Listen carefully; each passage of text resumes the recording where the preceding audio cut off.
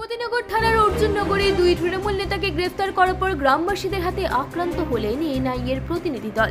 জানা গিয়েছে, বাজি বিস্ফোরণের ঘটনায় এই দুই তৃণমূল নেতার নাম জড়িয়েছিল।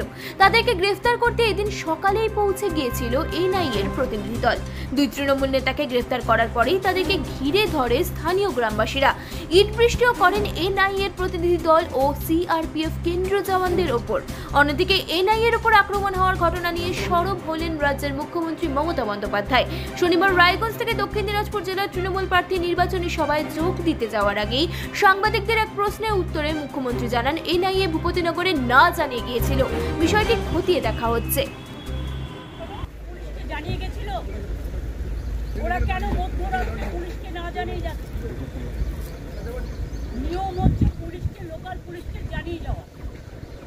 তো মধ্যরাতে যদি গ্রামের লোক দেখে হঠাৎ করে কিছু লোক আসছে পুলিশের ড্রেস পরে, তারা কি করে বুঝবে?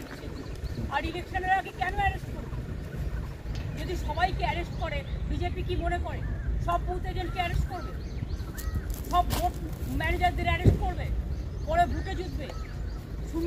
শূন্য গুলি ছুটছে। দুজন তৃণমূল কর্মীকে অ্যারেস্ট করেছে এনআইএ আজকে। বলছি কি অধিকার আছে এনআইএ? শুধু বিজেপিকে সাপোর্ট দেওয়ার জন্য। বিজেপি নোংরামি কেন খেলছে আমরা সারা পৃথিবীতে আওয়াজ